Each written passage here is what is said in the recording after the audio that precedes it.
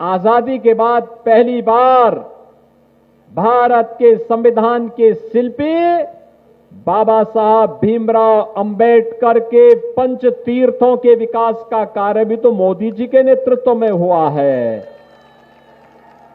कांग्रेस नहीं कर पाई, समाजवादी पार्टी नहीं कर पाई, अन्य दल भी दलदल में धंसे रहे, बाबा साहब का नाम लेते रहे, लेकिन कार्य नहीं किया। यह कार्य भी किया है तो मोदी जी ने ही किया है।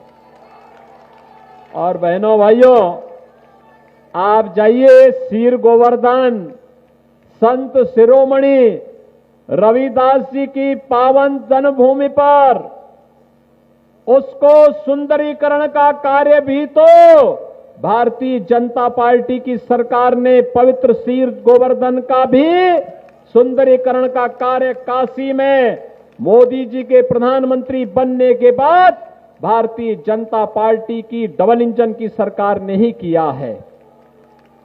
और बहनों भाइयों, आपने देखा होगा 5 सदी का इंतजार समाप्त हुआ ना, अयोध्या में रामलला विराजमान हुए ना,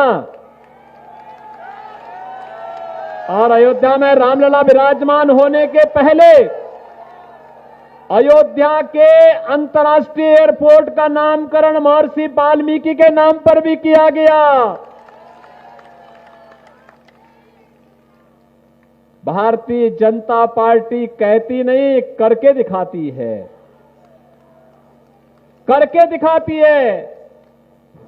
और इसीलिए हम लोग आए हैं बहनों भाइयों, 4 करोड़ गरीबों को अगर सिर ढकने के लिए छत दिया है तो बाबा साहब भीमराव अंबेडकर से जुड़े हुए पंच तीर्थों को सम्मान देने का काम भी मोदी जी के नेतृत्व में हुआ है। और अयोध्या में रामलला के भव्य मंदिर के निर्माण का कार्य भी यह भारतीय जनता पार्टी की सरकार ने दिया है।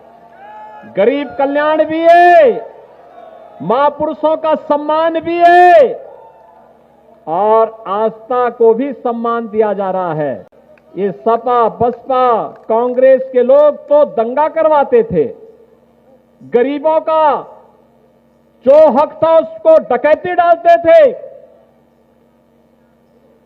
दंगाइयों को प्रश्रय देते थे, कर्फ्यू लगता था।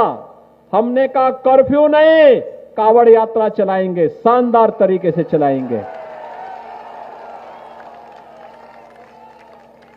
लोग कहते हैं कैसे होगा, हम कहते हैं हम पश्चिम में जाते हैं, लोग अभिवादन में राम राम कहते हैं। राम राम हमारे जन्म से लेकर के मृत्यु पर्यंत तक का संबोधन है।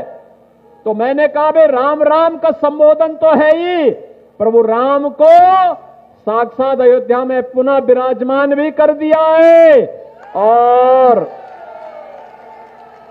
बेटी और व्यापारी की सुरक्षा में जो सेंध लगाता था उसका राम नाम सत्य है भी हो गया है। हो गया है ना, हो गया है ना। तो आप मुझे बताओ, कर्फ्यू लगाने वाले चाहिए या कावड़ यात्रा चलाने वाले? जातिवाद वाले लोग चाहिए कि सबका साथ और सबके विकास वाली सरकार चाहिए? सुरक्षा में सेंध लगाने वाले लोग चाहिए या सुरक्षा देने वाले लोग चाहिए? ओम कुमार हमारा एक जुझारू विधायक है, लखनऊ में काम करता है, मेहनत करता है, तब योजनाएं लेके आता है। नगीना में मेडिकल कॉलेज की सौगात मिली इन लोगों के प्रयास से। हमारा नगीना भी अब महात्मा विदुर के नाम पे भव्य मेडिकल कॉलेज का लाभ लेगा। नजीमाबाद में चीनी मिल का पुनरुद्धार हो गया, और मां गंगा के पुनरुद्धार का कार्य भी हो गया। नमामि गंगे परियोजना के माध्यम से अविरल और निर्मल गंगा की संकल्पना को साकार करने के लिए मैं स्वयं यहां बिजनौर में आया था। बिजनौर से बलिया तक की रथ यात्रा हम लोगों ने निकाली थी गंगा यात्रा के रूप में। बहनों और भाइयों, मैं आप सबको इस बात के लिए आश्वस्त करने के लिए आया हूं, बिजनौर जनपद हमारा सीम पोटेंशियल का जनपद है, पौराणिक जनपद है।